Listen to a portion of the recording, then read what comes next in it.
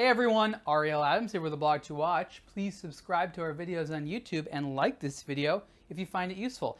This is a review of the Casio MR-G, or Mr. G as they like to call it. This specific model is the MRGG1000B-1A, or also known as the MRGG1000. This is the newest generation of MRG. MRG is basically the top of the line G-Shock. Meaning that it is durable.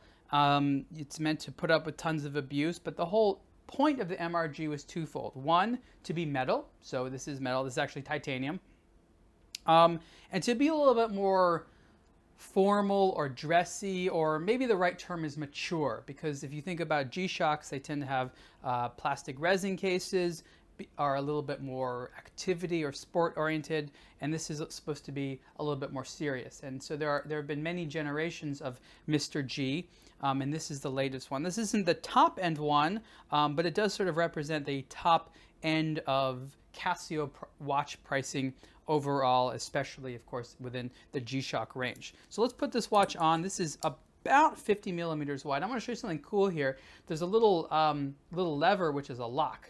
And so when you lock that down, you cannot take the watch off. If you lift it back up, then you can open up the deployment clasp. I want to talk about the deployment clasp because this is probably one of the areas of the watch where I think that Casio can continue to improve. There's absolutely nothing wrong with it, but if this is supposed to be their highest end, like most thoroughly engineered of watches, I think the clasp should be a little bit more engineered, because it's basically the same clasp in theory as a lot of the Casio watches. Again, it's not low quality by any means, but I think that they could have a micro adjust and a couple of more fun features there, because again, it is titanium and it works well and it's solid, and again, there's nothing wrong with it at all. I just, you know, when you spend this much money, several $1,000s on a watch, you want something which is as engineered as possible.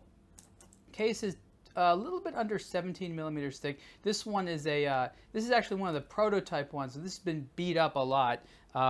But you know, it's funny because even despite being so beat up, it still looks really good as a prototype. Like I said, this is a titanium case. This one is DLC coated black, so it's a little bit more scratch resistant, but there's other versions of it. I think the highest end one they came out with was called the Hammer Tone, and that one was more than double the price of this one, but the bezel and the center link right here on the bracelet was pounded by hand with a small hammer in a traditional Japanese style, of course, in Japan. And I think it's also worth mentioning that these particular G-Shock MRG models are all made in Japan and hand assembled. So this particular movement is the module 5411. This is one of their GPS hybrid movements, which means it has it receives signals from global positioning satellites, as well as from the atomic clock. You have other features here, such as a dual time zone. You have a chronograph or stopwatch. You have a timer, alarms, of course, calendar settings, and things like that. As an all analog dial, you're never going to have as much information as you will have on, say, a digital dial or a digital hybrid one, which has analog hands and a digital screen, but it probably has the most handsome look to it. I should also mention that, of course, this is a tough movement, which means the hands can realign themselves if subject to shock, and of course it does receive power from light sources. Sapphire crystal as well, of course. And again, much more sort of robust construction. A really good question some people ask is, what is the difference between the Casio MRG and the MTG? Both of them are G-Shocks that are in metal. And I think that the best answer came from Casio. And they said that the MTG is essentially your standard G-Shock with a metal casing. The MRG has a totally different structure to it. And in the review, we'll have some pictures of that. So it's sort of engineered to be metal from the inside out. They use something called alpha gel, which is sort of a shock absorption system for the movement. You can see here really cool details, like the pushers here are actually set in, so it's really, really shock resistant. You could hit it and you're not going to damage the pushers because they're set in there. This is a smart axis crown. The light is really cool. There it is. And I like how it's very, very bright. It actually can serve as a flashlight, but I like, again, I'll show you again how it fades on and it fades off.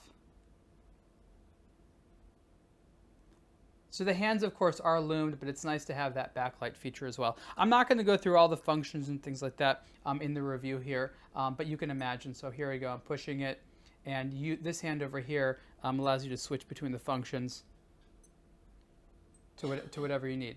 Again, this movement doesn't have what I would say are like all the many crazy features you can find in a G-Shock, like the sensors and things like that, but it does have the GPS functionality, which makes it a really good, what I call set and forget watch. You set the time, and that's pretty much it.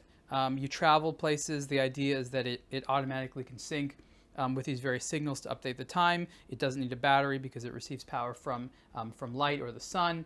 So it's an overall great timepiece. Style is cool and modern. It's very comfortable to wear. Again, it is a bigger watch, but it's super comfy on the wrist, I have to say. And it definitely does have more of a mature look than your standard G-Shock.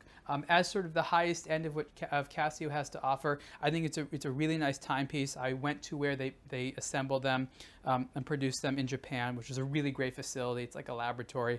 You can see on aBlogtoWatch article about where the high-end G-Shock watches are made in Japan. I think you'll be really impressed. Price for this version of the Casio G-Shock MR-G, again, this is the MRGG1000B-1A, is $3,000. It's a little bit less for the non-DLC coded versions, and again, a little bit more for some of the limited edition versions. Well, actually, a lot more. For example, the Hammer Tone is $6,200, so it can go up there, and I'm interested to see where Casio continues to take the really cool MRG collection. You can see the full review on aBlogtoWatch. Thanks.